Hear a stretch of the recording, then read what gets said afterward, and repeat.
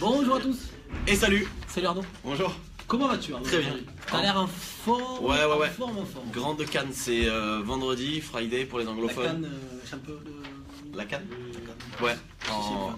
En grande Cannes, voilà. Week-end en approche. Voilà. Ça sent la bringue. Ah bon? Eh oui. De ton côté? Oui. Ça va Voilà. bringuer terrible ce week-end. À Toulon, je crois. Exactement, dans la rade. Exactement. D'ailleurs, Arnaud, Oui. maintenant que tu parles de ça, Ouais. quel est l'alcool le moins sucré? Ah, là. Parce que je sais que maintenant tu es en train de réduire le sucre. Toi qui vas faire la bringue ce week-end, quel est l'alcool le moins sucré? La bière? Je sais pas, je te pose la question. Ah, c'est une question? Ouais, c'est une Ah, question. j'en ai aucune idée. Non, j'ai entendu dire que tu voulais boire du Ricard parce que justement il y avait de l'eau dedans. Oui, je pense que ça intéresse. Je les gens. sais pas, peut-être. Oui, bon, écoute, on verra. Tu nous diras ça Ouais. la semaine prochaine. De quoi on parle aujourd'hui? Toi, t'as plein de petits trucs, je crois. Ouais, non. Non? Pas du tout. J'ai essayé d'aller à la pêche.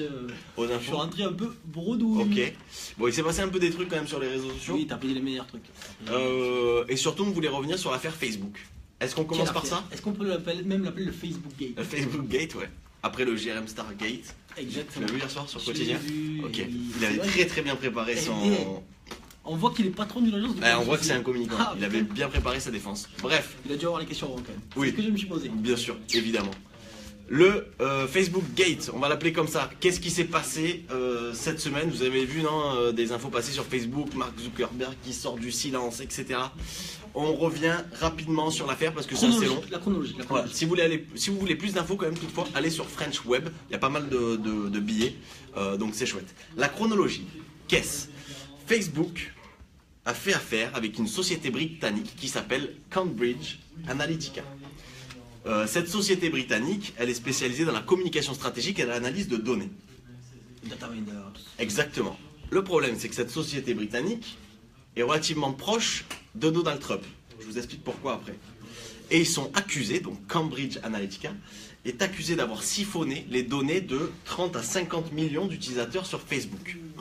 Catastrophe. Pourquoi? Parce que Facebook, depuis des années, se défend en disant non, nous on récolte toutes les données, mais attention, c'est hyper protégé, personne ne nous vole les données. Comprenez bien où on en vient. Comment ils ont fait, Cambridge Analytica, pour siphonner toutes ces données? J'ai pas la date exacte, mais en fait, ils ont construit une application qu'ils ont déposée sur Facebook qui s'appelait This is Your Digital Life.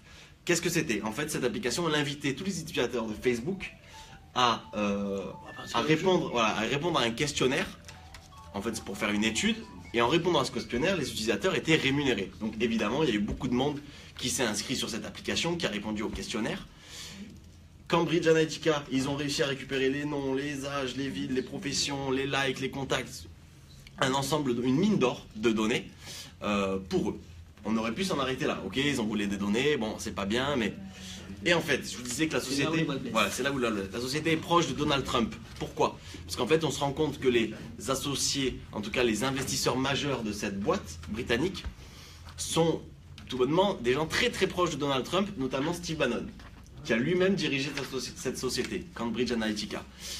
Donc voilà, le lien est fait avec Donald Trump, ok. Et New York Times, un petit peu plus tard, a déclaré, ils en sont sûrs, hein, sur papier blanc, écriture noire, Écrit noir sur blanc. Ouais, écrit noir sur blanc. Qu'est-ce qu'ils ont déclaré? Le New York Times, ils ont déclaré que tout l'ensemble des données, donc de 30 à 50 millions d'utilisateurs, avaient servi à un énorme ciblage publicitaire de Cambridge Analytica sur justement des personnes qui pourraient faire gagner des voix à Donald Trump lors de sa campagne électorale. Donc toutes les données qu'ils ont récoltées ont servi à un but politique majeur et ont sûrement influencé la campagne. C'est là que le bas blesse et c'est ça qui fait. Ouais. Et c'est là que ça fait beaucoup de bruit et que Facebook est accusé justement d'avoir un peu fermé les yeux, ou en tout cas laissé partir des données. Oui, et puis en plus, c'est en plus des accusations par rapport aux accusations qu'ils avaient eues également pour la campagne de Trump sur les Russes. Les Russes, Ouais. La fausse Ça rajoute information, encore la une couche. propagande. Exactement. Et du coup, je crois que Marc, on entend Le fameux Marc, ouais. Marc qui en plus déteste les journalistes, Ouais. a décidé de faire une petite interview. Oui. Oui, alors, Non pas en plus sur le réseau social Facebook, mais sur Non. les médias traditionnels. Ouais, sur les médias tradis. Et il a fait une sortie hein, sur sa page Facebook aussi. Oui, bon, personne n'a lu. Ouais, personne l'a lu. Et il a fait pas mal d'interviews dans les médias américains, etc. En gros, qu'est-ce qu'il dit? Bon, il refait toute la chronologie de l'histoire, nanani, nanana, et il nous dit, effectivement, nous avons commis une grave erreur. Donc ça, c'est mot pour mot. Donc il avoue. Bravo Marc, déjà c'est une première. Et après il se défend, donc ça après ça va être au tribunal de juger, en disant que Facebook a été dupé par cette société Cambridge Analytica. Voilà, mot pour mot, c'est ils ont été victimes d'abus de confiance majeurs. J'ai un peu de mal à croire que Facebook se soit fait avoir. Bon, voilà. Exactement, Émilie, on dirait un scénario de House of Cards. Comme non, mais je pense concrètement, parce que ce matin, Émilie, j'ai fouiné du coup tous les articles, je pense clairement que Donald Trump et ses émissaires, ses conseillers. Ils ont regardé les séries. Non mais je vois bien la réunion en mode ok, comment on fait maintenant pour les taper, pour les cibler, pour les gagner des voix dans le public qui va être intéressé. Comment on cible l'ultra ciblage réseaux sociaux, ok. Comment on récolte le plus de données sur les réseaux sociaux, Facebook c'est la plus grande plateforme. Qu'est-ce qu'on fait pour les récolter sans qu'on nous chope? On monte une société, ou on se sert d'une société qui est existante, on invente un prétexte pour récupérer de la donnée, et ensuite on l'exploite. Je pense clairement que c'est un plan machiavélique qui est très très fort pour le coup, qui est très bien mené. D'où l'importance de la RGPD. De la RGPD, ouais. Exactement. Non, mais la strat est hyper intéressante. Bon, depuis, en gros, Facebook a perdu en bourse des milliards d'euros, je l'ai lu, et c'est pas fini pour Marc, parce que là, du coup, évidemment, toutes les commissions, notamment la Commission européenne à Bruxelles, le convoquent d'urgence pour qu'ils viennent s'expliquer, parce qu'en fait la commission a peur de quoi? A peur que toutes les données qui ont été volées sur Facebook, et bien d'autres, hein, parce que là c'est une première affaire, mais je pense qu'il y en a d'autres. Parce qu'on parle de Facebook, Instagram, WhatsApp, exactement. Messenger. Que toutes ces données-là puissent influencer la démocratie. Donc la Commission européenne de Bruxelles tire la sonnette d'alarme. Marc, viens voir un peu, on va te tirer les oreilles. On va suivre ça de près. Et ça a fait aussi un gros scandale sur Twitter. Oui, avec le hashtag Delete Facebook, où il y a plein de stars d'ailleurs qui ont supprimé carrément leur compte Facebook. Il y a eu même, je crois, des late shows américains qui faisaient des tutos pour se désinscrire sur Facebook. Tout ça parce que on n'accepte pas trop ça. Ouais, puis, exact. C'est malin hein, des autres réseaux aussi. Désactivés. C'est pas mal des autres réseaux de venir se placer sur ce. Après, il y a aussi la communauté des autres réseaux qui sont placés. Évidemment. Je pense qu'ils n'ont pas encore retenu tout ça. Donc voilà, Marc doit très très mal dormir en ce moment, je pense. Salut les gars, Thomas et Arnaud, nouvelle fonction pour taguer les contacts. Où ça? Oui, sinon tu peux nous le dire par là. C'est peut-être plus simple et plus rapide. Ok. Bon, on regardera ça plus tard. Donc on va suivre de près l'affaire Facebook, c'est plutôt intéressant. Moi j'aime bien. Et je vais aller voir cet après-midi le site de Cambridge Analytica, je suis pas allé encore. D'accord. Je vais voir à quoi ça ressemble. Peut-être qu'ils ont fermé le site. Peut-être, ouais. Il y a des du choses. coup, moi je rebondis. On dit bonjour à Célia des Neiges qui nous dit delete. C'est comme ça qu'on prononce, je pense, en anglais. Delete. Elle sait même peut-être comment on parle en anglais. I will call you back, Célia. For business, for me. Pas pour moi, non? Non, ok, d'accord. C'est terminé, apparemment ça. Du coup, moi je vais parler de quoi? Je vais parler de social Twitter. Commerce Non, de Twitter en fait. Ok. Non, c'était pour rebondir sur ton actu Facebook. D'accord. Bon, voilà, vous avez compris, Facebook est un peu dans la panade en ce moment. Ils ont en plus de ça, ils se sont engagés à réduire de 20% les informations de dernière minute, justement pour pas arriver dans le fake news, etc. Pourquoi ils sont accusés au final. C'est pas mal. Du coup, notre réseau a pris la tendance, c'est Twitter, qui a décidé du coup, en voyant ce réseau social partir de ce secteur, de se remettre encore plus sur les infos de dernière minute. C'est Twitter, ils vont créer un nouvel algorithme. Alors c'est une extension d'une fonctionnalité qui existe déjà, qui s'appelle, je l'ai plus, Happening Now, je crois. Ah oui. C'est pour on les événements en avait sportifs. parlé, exactement. C'est pour les événements sportifs, mais là du coup ils veulent mettre tout ça, toutes les actualités de la société. Ok. Pourquoi? Tout simplement parce que le vice-président a dit, les personnes qui viennent sur Twitter, qu'est-ce qu'ils font? Ils viennent pour parler ou pour voir ce qui se passe dans le monde. Exactement. Donc ils vont créer un nouvel algorithme pour que sur la homepage, on puisse voir toute l'actualité du monde, en tout cas les hashtags qui sont les plus populaires. Les flashs quoi, les flash news. Les flash news qui remonteront beaucoup plus facilement c'est pas mal. Dans cette nouvelle version. C'est pas mal, pour moi c'est l'ADN de Twitter ça. C'est l'ADN complet, mais il faut faire attention que ça ne tombe pas encore comme sur Facebook. Oui, le problème c'est la vérification des infos. Justement, actuellement c'est des... Alors je savais pas. Ouais. c'est des personnes qui trient ces Des informations. modérateurs. Qui font la curation, c'est vraiment des personnes humaines. Et à Ok. terme, ils voudraient passer sur un algorithme qui trie eux-mêmes les informations. Mais pour l'instant, c'est des personnes humaines, comme toi et moi, Arnaud. D'accord. Je ne sais pas plus et je sais pas creuser plus que ça, si tu veux savoir. Délocalisé, je pense. Dans des centres. Peut-être. Peut-être. Je ne sais pas. Ok, non mais intéressant. Facebook, Twitter, ça bouge, c'est pas mal. Et ben du coup, Instagram, Facebook, Twitter, Instagram. Qu'est-ce qui s'est passé cette semaine sur Instagram? Le plus gros mouvement, le changement d'ADN. Ça fait une réponse? Ouais, j'attends une réponse. Attends encore une. Ok, Instagram est passé au e-commerce. On le savait, ça arrivait, enfin aux États-Unis c'était déjà pratiqué. On savait que ça allait arriver en France. Quand on savait pas, ça arrivait cette semaine, j'ai plus le jour, je crois que c'est lundi ou mardi. Instagram a lancé en fait sa fonctionnalité e-commerce, c'est-à-dire que quand on met une photo de produit aujourd'hui, on peut mettre un lien directement vers le site où on vend le produit. C'est-à-dire que sur Instagram, on peut acheter un produit. Ça y est, la passerelle est faite. C'est le grand bazar. C'est le grand bazar. Il faut pour ça avoir une boutique Facebook optimisée avec Comment vos tu produits. La boutique Facebook? Bon, c'est très Comment simple. tu l'optimises en soi? Bah, non, optimiser, je voulais dire qu'il faut que vous ayez tous vos produits sur d'accord. votre boutique Facebook pour pouvoir justement faire le lien avec Instagram. C'est comme ça que ça fonctionne. C'est super pratique. Attention vraiment à la boutique Facebook. Il faut qu'elle soit propre. Nous, on l'a testé pour une marque à l'agence. Donc mardi, on a lancé la fonctionnalité sur Instagram. J'ai vérifié ce matin, moi, en termes de ROI, ce qu'il en était. En gros, sur les 3 derniers mois. En fait, j'ai fait, si tu veux, j'ai pris sur 3 derniers mois toutes les publications qu'on avait faites. Donc, toi, tu analyses de la data? Ouais, sur notre marque. Sur les 3 derniers mois, les publications qui ont le plus redirigé vers notre site web sont notamment, dans le top 3, j'ai mes 2 publications de cette semaine-là avec les liens produits. Pas mal.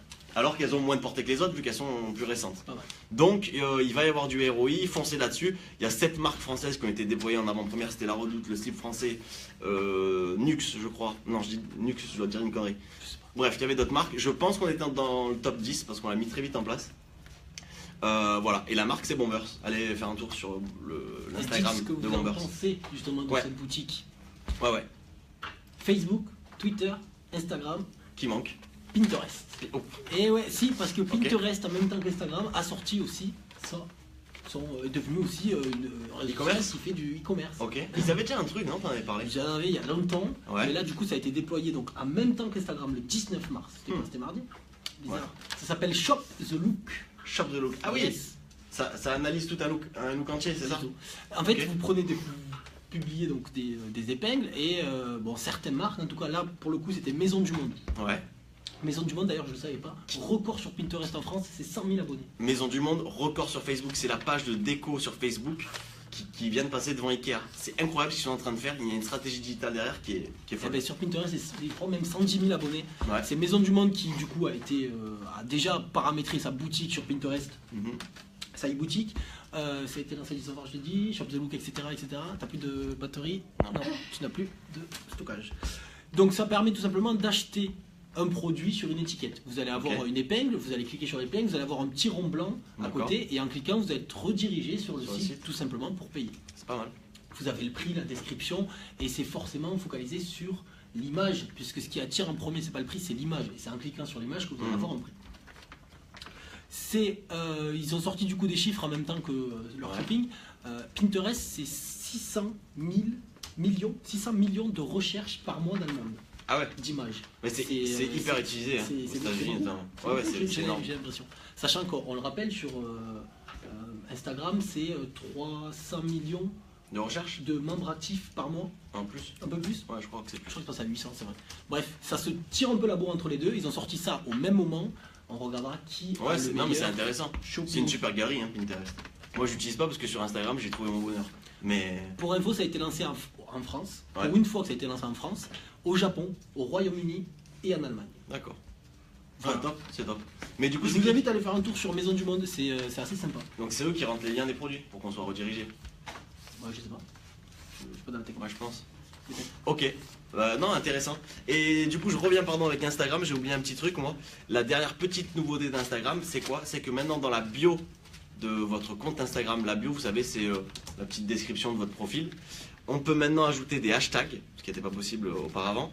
et surtout des liens, plus de liens. Avant on avait le droit à un seul lien dans la bio, donc généralement on mettait le lien soit de son portfolio, soit de son site web, soit de son Facebook. Toi de produits qu'on met en avant actuellement. Exactement. Là maintenant on peut mettre des liens et des hashtags, donc c'est pas mal pour une bonne présentation de son profil Instagram. Voilà, c'est tout. Ah oui, pardon, j'ai eu un petit chiffre sur les Français et Internet. Vas-y, dis-moi.